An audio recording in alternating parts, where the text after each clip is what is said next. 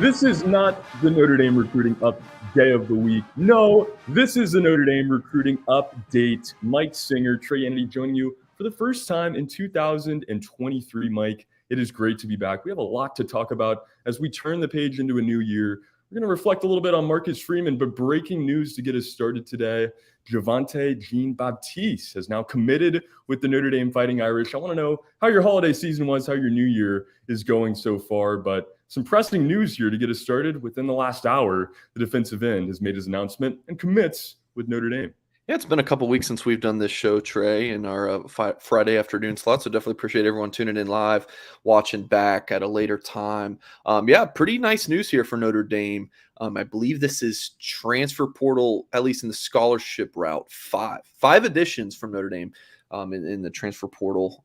So you got Javontae Jean-Baptiste, you got the kicker from USF, Spencer Schrader, Caleb Smith, the receiver from Virginia Tech, quarterback Sam Hartman, and defensive back Thomas Harper from Oklahoma State. All are graduate transfers, so no underclassmen, and we will talk about one who Notre Dame didn't get in a little bit later in the show. But yeah, really nice get here for the Irish. I wouldn't call this like a big time impact, like, wow, he's, like a 5-star caliber coming in. Like, I think last season it was a reserve role, 19 tackles, 4.5 for loss, 4 sacks, and 1 forced fumble. That's in 13 games, 250 snaps, and those were all career highs. 14 quarterback pressures, according to Pro Football Focus. Best game of the season was against Toledo last year, 2 tackles and 5 pressures. Had a half sack for Ohio State against Georgia in the college football playoff. So, you're talking about a guy who's played 928 defensive snaps, 53 tackles, 8 sacks. So I think it's a really solid depth piece.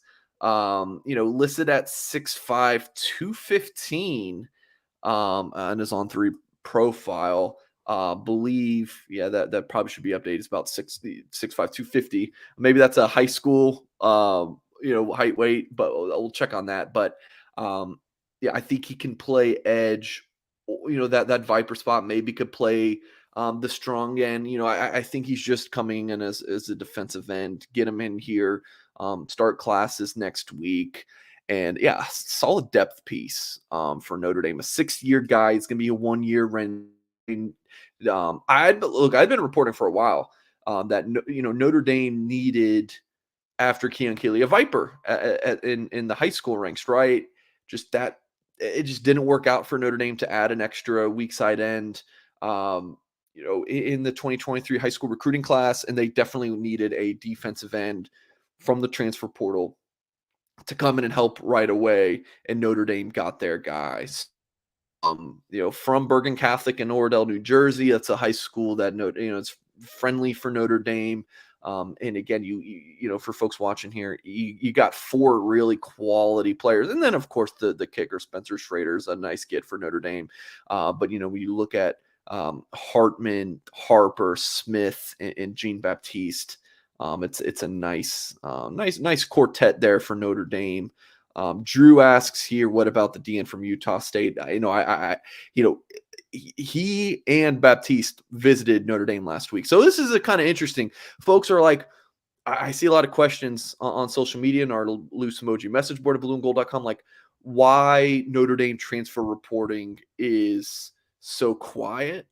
That's like, look, the Notre Dame staff, like they just look, transfer portal recruiting is just a lot different than high school recruiting. It just is.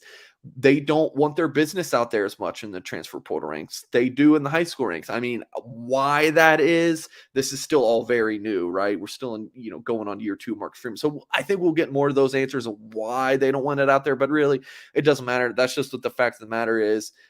So Baptiste visited Notre Dame last week. Byron Vaughns was also on campus during that same time, according to what I understand. Vaughns put his business out there like, hey, here's all the schools that have offered me. So at that point, like if he says on social media, hey, I got an offer from Notre Dame, then it's kind of easy to figure out, all right, well, is he going to take a visit to campus? You can sleuth that out a little bit more. But with Jean-Baptiste, who's kept off the radar, he wasn't putting his transfer portal recruiting information out there. So you go from the last time you've heard the news from this young man was, I've entered the portal, to now I'm committing to Notre Dame, at least publicly. I had known that he was visiting last week, but otherwise, guys, this is just, it's different than high school recruiting. You tell me if this is a crazy little comparison, Trey. Have you seen the show on Netflix, Love is Blind? A bit. I've seen an episode. You've heard of it. So it's like, it's a 2-week thing where you go from you've never even seen each other before to being engaged. So it's and I don't even think they see each other, but it's Love is Blind. That's the whole show. That's kind of how transfer portal recruiting is. It's like, it's a very quick process. And it's also why you can go like in that show, you can go from being engaged to breaking up in 30 minutes, right? Like it's a very quick thing. It's similar to transfer portal recruiting. You could be the lead school for a young man and then you're out in the next minute. Like things just happen very quickly. You don't have a whole lot of time to waste. I love a good analogy, Trey, and I can't believe I just did one about a Netflix show that I watched with my wife. But that's kind of the gist for me. It's like these things can happen so very quickly and it can be off the radar. Whew, there was a good 5-minute ramble, Trey. I'll welcome you back into the show. Well, it's a beautiful way to get the show started. It's a beautiful way to get our 2023 edition of the show started. And I love the analogy, Mike. I mean, what a great comparison. I wouldn't necessarily peg you as somebody that's an avid Love is Blind watcher, but good to hear. Yeah, I watched season 1. But yeah, that was it. We'll get into that here. And we're going to get into a lot on this show today. Already seen a lot of comments. Thank you guys for joining us. And if you're not a subscriber already, you're going to want to do so because you have to be a subscriber to get in our comments section. I know we already got one question from Drew on the board here. We're going to try to get to some more as we get through the show today. But Mike, as we roll into 2023, really through the month of January here, start to talk about visits a bit. And we are going to touch on the transfer portal, a bit later in the show with the portal now beginning to close. But as we talk about the Notre Dame coaching staff and their visits coming up here, started hitting the road today. What are some intriguing stops that you're going to be covering, looking forward to the Notre Dame coaches? Yeah. So the dead period's over. So for the rest of January, maybe it's like the last day of the month that goes back to they can't be on the road. But for today and then the next 2 weeks, coaches are out on the road. So it's primarily, and when I say primarily, we're probably talking about 95% is seeing or checking in at high schools at 2024 prospects. So we're back to that good old bump rule, right? So tonight, Marcus Freeman's having a home visit with Chris Tarek, the 2023 offensive lineman, who's already signed with Notre Dame. For high school seniors, home visit, right? Like that's what you can do during the contact period. But when they're juniors and sophomores, freshmen, still that bump rule. So Notre Dame's not able to sit down and have an in-depth conversation, with a CJ Carr, for example, or a Justin Scott, some of these underclassmen. But it's still a really important period for Notre Dame to go into high schools. They can have these in-depth conversations with the coaches. It's really important for them to show face at these high schools. So, it's a Chicago, Indiana blitz today. Like they're in Illinois, and they're also hitting Fort Wayne, hitting Indianapolis. And then I also reported this morning that they're in Detroit area to see Saline, Michigan quarterback CJ Carr, who's committed to the Fighting Irish. So really important local blitz for Notre Dame, and it's important for them to not go too far across the country because they do have a recruiting weekend Saturday, which we will talk about. So, just touching on a few important visits for the Notre Dame staff today. I would start with Justin Scott, the elite defensive lineman from Chicago St. Ignatius.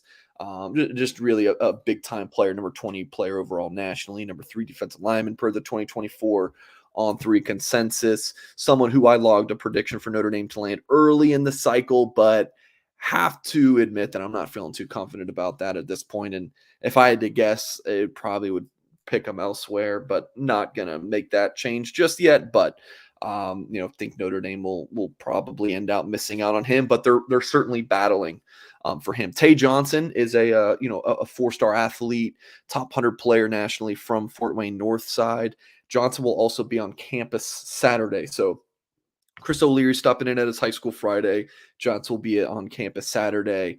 So I think that's an important visit. Notre Dame is very much battling there. And how about this? Notre Dame actually offered a player who they were at the high school of today, Darion Dupree, a running back from Chicago Mount Carmel.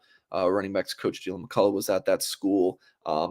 This is a player who we actually got to see at Irish Invasion last June, and I thought Dupree looked fantastic, when we were there at that camp. So I like that offer for Notre Dame. Think he would be a nice compliment to Aeneas Williams as a second running back in the 24 class. So that's a few of the notable visits. Busy day for the staff. Like I said, Marcus Freeman is supposed to be in 3 different states in one day, with Michigan, Indiana, and Illinois. So busy day for him, and his grind on the recruiting trail continues. Man, 3 different states. I know we have viewers from all over, and guys, let us know where you're watching from today. I love seeing where everybody is at, but Marcus Freeman all over the country. It's so interesting, when you talk about coaches, even assistant coaches, guys that are getting paid a lot of money, yes, but guys that have to do so much and are stretched thin, even in the month of January. Well, it takes a lot of passion, Mike, and if you're a passionate Notre Dame fan, like those Notre Dame coaches, and you're looking for a special Notre Dame piece of memorabilia to complete your rec room, maybe to go upstairs, maybe in your personalized Notre Dame room even, you're going to want to go to Augie's Locker Room, augieslockerroom.com. They have a wide selection of Notre Dame stadium pieces, jerseys, helmets, autographs, and one-of-a-kind Rockne items. You can find an exclusive Joe Montana signed item if you'd like, or maybe a famous sculptor Jerry McKenna's miniature replica. They have those of the bronze statues around the stadium, as well as other memorable pieces there. If he doesn't have it, guys, he will get it. Augie is the best in the business, and you can visit him again at augieslockerroom.com or go visit him in person, 1811 South Bend Avenue. You can check out the vintage helmet display dating all the way back to 1890, along with so much cool stuff. I know we had a viewer a few weeks ago, went and checked him out, had a blast over there. And guys, just for that one-of-a-kind memorabilia piece, you're going to want to go visit Augie. Again, augieslockerroom.com, 1811 South Bend Avenue. Give him a phone call as well, 574-277-ND-ND. That's 574-277-ND-ND, like Notre Dame. Notre Dame, look at that helmet right there, Mike. They ever going to throw that one? It says sold out. Now, the question is, did Singer buy it? That's the question. But, yeah, Augie's a great man. Got to meet him. Met him a couple times. Great dude. Definitely, if you're in South Bend, go support him. Definitely got to go do that. Oh, no doubt about it. And we're getting some cool cities in here as well. We got Houston on the board, Bowling Green, Kentucky, Colorado, Chicago just down the street. We got Virginia as well. And how about this, Mike? I don't know if you agree. New Jersey, home of the best high school ball in the land. All right, I'm going to disagree. Drew. But I love New Jersey high school football. The pageantry, the talent, very underrated. Like the Big Six Catholic schools, your Bergen, your Bosco, you mentioned some of the schools there. It's big time. I love it. I'm biased for Bergen because of Steve Angeli, but there's great ball there. Can't deny that. Very underrated part of the country is, as far as high school football, Minka Fitzpatrick coming out of New Jersey. List of names there. Thank you for joining us, everybody. We got Wilkes-Barre, Pennsylvania here as well. I believe that's right near where the office was based out of. So we got viewers all over. Thank you guys for being here again. And hit that like button if you've not done so already. We're going to get to some of these questions as we move along here as well. But you teased it, Mike, a big recruiting weekend, big junior day weekend on the precipice here for Notre Dame. What are some of the most important visits that the staff is going to be focusing on? Look at you dropping the word precipice. I really like that, Trey. Top vocabulary word of the day. I'm learning. So it's a big recruiting weekend for Notre Dame with these 2024 prospects, especially on the defensive side of the ball. First, all 7 of Notre Dame's commits in the 2024 class will be on campus. That's obviously really nice, especially getting CJ Carr to South Bend to help recruit. He's going to be a fantastic face of the class. Defensive linemen Jared and Jacob Smith, the twin brothers, They play their ball right now in Connecticut, but I don't know where they were born. I know they live in North Carolina. They've lived in Kentucky, but it's a military family, so they've moved around a good bit. But those twin brothers, Jared, interior defensive lineman, and then Jacobs, the edge prospect, both top 200 players nationally. So they're coming in. That's a big deal. The highest ranked player visiting this weekend, Zadarius Hayes, number 55 overall player, number 6 linebacker. He's out of Largo, Florida, actually where I grew up in that area, played against Largo, lost many times to them, but that's a different story for a different day. And Bryce Young, 241 overall player nationally, number 18 edge, the son of Irish legend Bryant Young. He will be on campus. Is he on commit watch? Maybe. I logged a pick for him in November right before he was going to visit for the Clemson game, but his trip got canceled due to weather. That was a crazy week and weekend for weather across the country, so he had to cancel his trip. Others did as well. So yeah, it's a really strong weekend. I think Styles Prescott from Hamilton Southeastern is an offensive lineman, not highly, or excuse me, defense, no offensive lineman, not super highly ranked per all the websites. No, On3 has him ranked fairly highly, number 20, 220. I'm struggling, guys. 266 overall player, 19 offensive tackle per On3's own rankings. Harry Heastan was actually at his school today, or at least was expected to. And then Prescott is visiting Notre Dame Saturday. So I think follow the visits is a big mantra of mine. So you look at not only who's visiting what schools, from a player perspective, but also from the coach perspective. Which high schools is he visiting? Heastan's not going to waste his time going to see a player he's not really interested in. Was there today or is going there today. So really big weekend for Notre Dame. When you look at this same weekend that they did last year, January Junior Day, several big prospects, many of whom ended up committing to Notre Dame. So really important. Like, look, folks, I know some of you watching this might be a little jaded to be like, oh man, you want me to follow recruiting right now, this far in advance from National Signing Day. Look, Peyton Bowen and Jaden Lamar, Keon Keeley, those guys, decommitted from Notre Dame, but got to remember that they did sign 24 players. And so a lot of them do commit and stick. And these are the recruiting weekends that lead to those commitments. So still really important.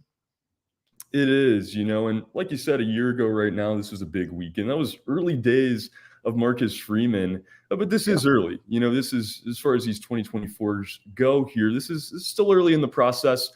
What do the coaches say to guys like this to try to make that lasting impact? And how are the coaches approaching this weekend, knowing that, there's still so much time before these guys sign their letter of intent?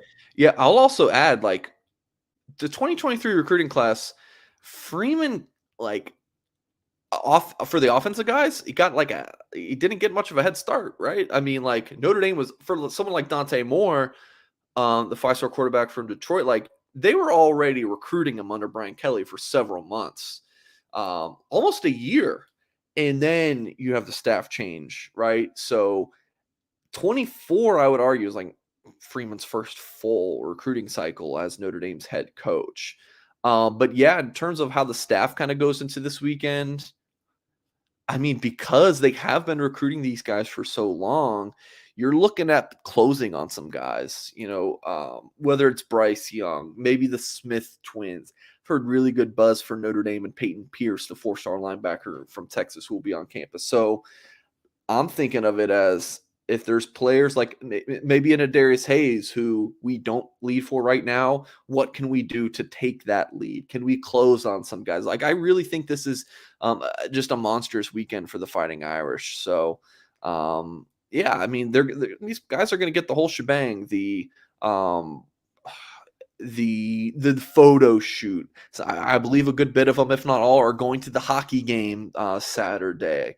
The campus tour, the sit-down meeting with the coaches, this is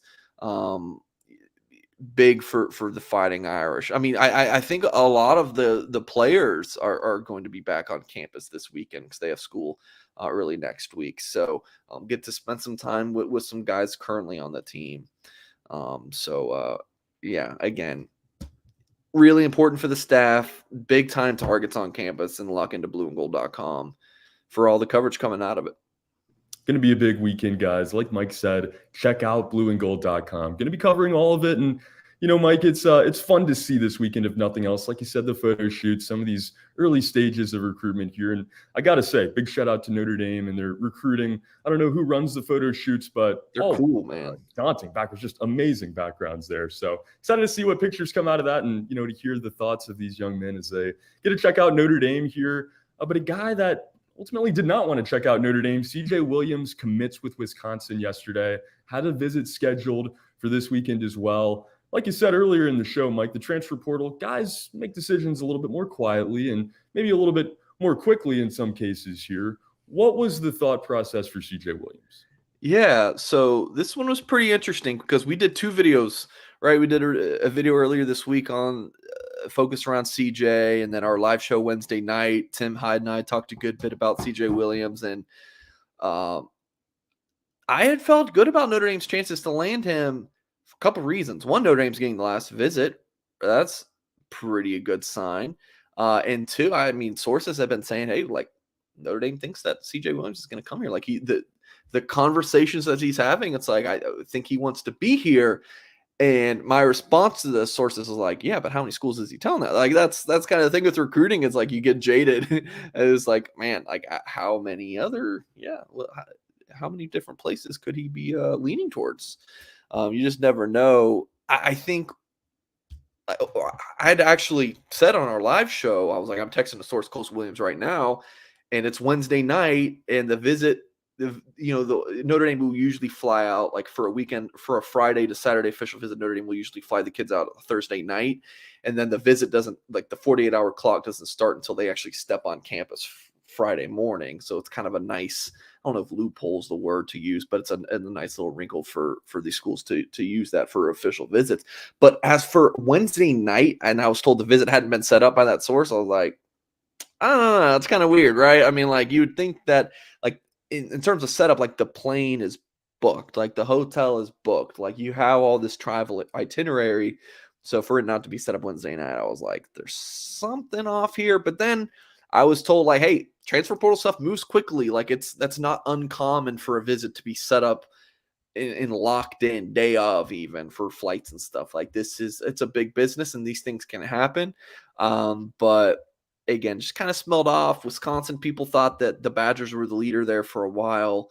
And it seems like a weird fit, right? Like he's a Southern California kid, played here at USC, he's from modern day, and he's transferring to Wisconsin. And Luke Fickell's like is coming over from Cincinnati, and like you look at the coaching staff of Wisconsin, like there's not any obvious ties to Wisconsin. So good get for Wisconsin, and kudos to them. Like I don't know how they convinced them. I think the big part was like, we think you can come here and be the number one guy, and the depth chart reflects that. Like that's a big part of it. And I think that Notre Dame has done such a good job with the receiver recruiting since that Chancey Stuckey's got here, especially. And then even, the one they signed in Williams' class in 2022 was Tobias Merriweather. So they have a lot of young, talented receivers. Merriweather, the guys coming in with Jaden Greathouse, Rico Flores,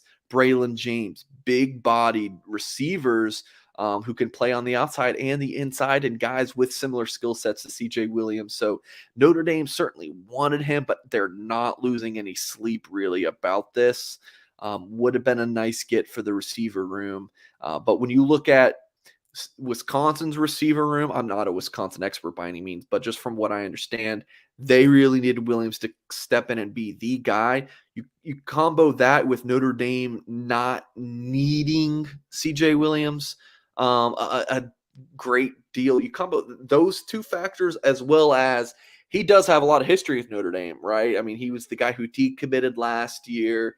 Like I know Jaden Mickey had kind of thrown out some subtweets about, throwing him a little shade.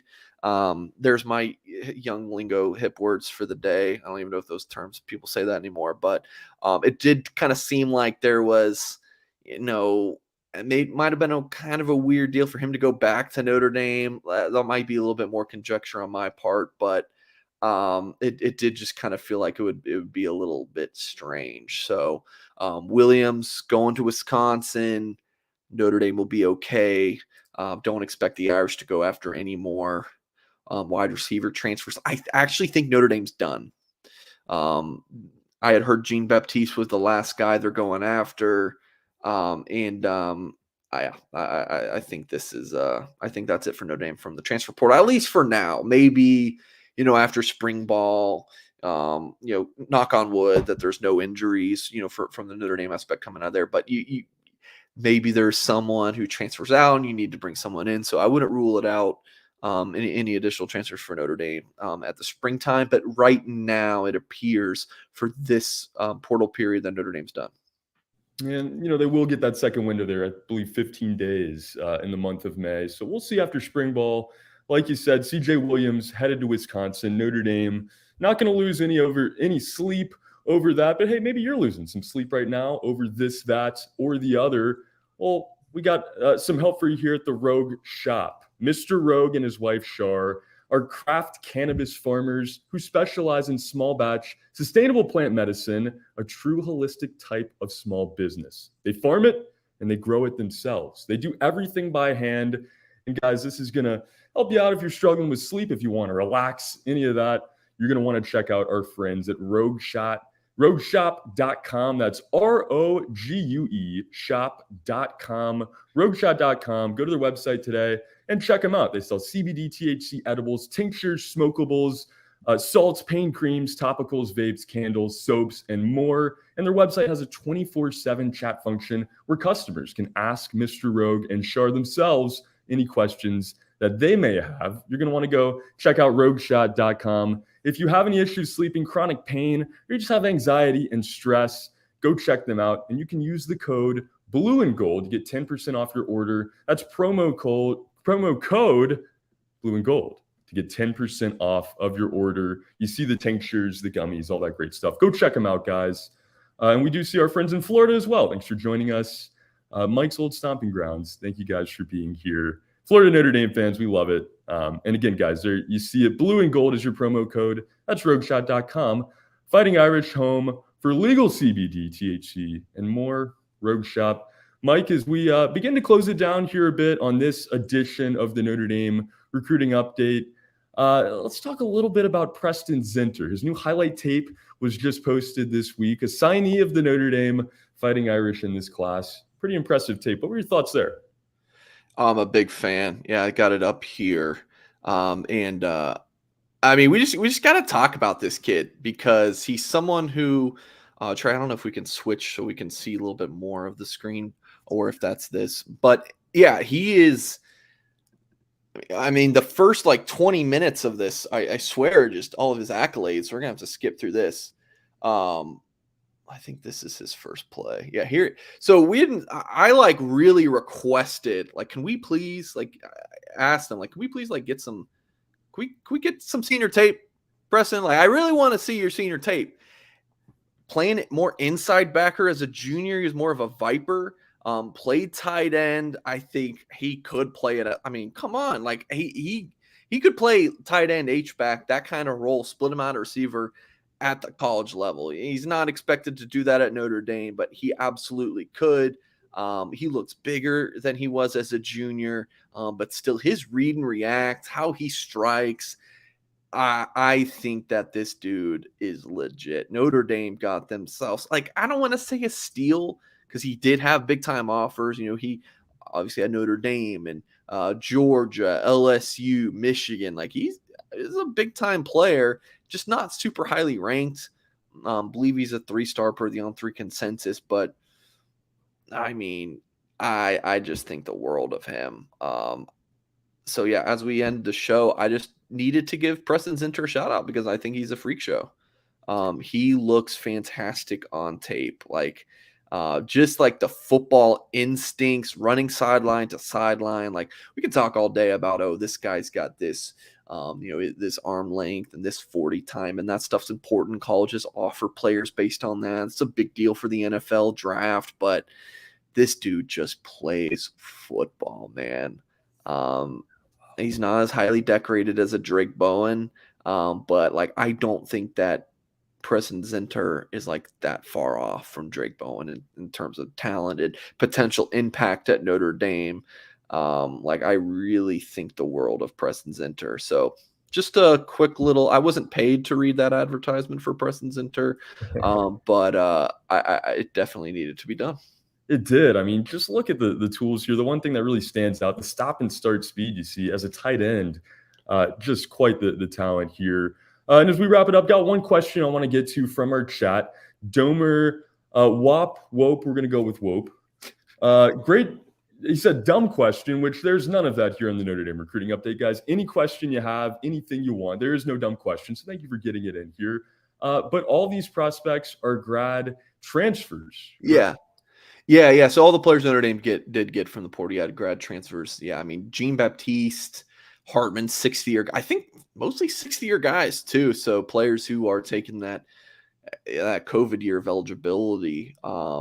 Man, the ripple effects of that have certainly been long lasting. It's hard to like a couple years ago, like before the COVID thing, it was like easy to figure out like how many years of eligibility a kid has left. Now it's difficult because in the COVID year, everyone got that extra free year, and it's trickier. But yeah, I believe so that all do have their grad transfers that Notre Dame's landed. And yeah, CJ Williams would have been undergrad transfer, so Notre Dame is looking to get more aggressive in the undergrad transfer market. Just didn't happen for the Irish this year, but they were going after multiple, but it just didn't happen. Domer Wope says, credit to you enduring some hard hits and navigating other strong views in a thoughtful and constructive fashion. I don't think I always do, especially when it comes to me yelling at Tib Hyde on Wednesday nights, but hey, really do appreciate the 10, Domer Wope, and very thankful that you guys are you watch these shows so religiously. Is that the right word to use? Maybe for some of you. Fair. But yeah, the off season is its own season. Like these shows, it's like, yeah, well, why would I want to watch Notre Dame football show and it's not football season?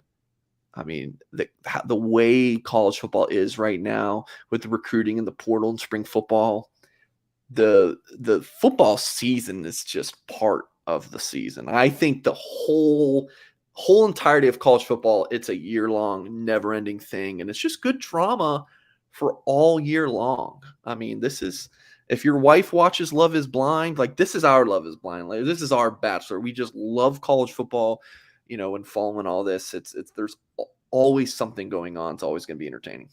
And the world of recruiting truly never stops. Thank you, Domer Wope, for your super chat there. Thank you guys, like Mike said, for always being here, hanging out with us as we continue on. In the month of January, transfer portal window beginning to close here is obviously some big news, not just this morning, but throughout the week. And thank you, Mike, for breaking it all down for us. We got Huntersville, North Carolina on our way out. Thank you all, no matter where you're watching from today, for being with us on this show. We look forward to seeing you guys each and every week, and we're going to be back next Friday, 1 p.m. Eastern, noon Central Time for our folks in South Bend, Indiana. But guys, until then, for Mike Singer, my name is Trey Yanity. This has been the Notre Dame Recruiting Update. Let's go.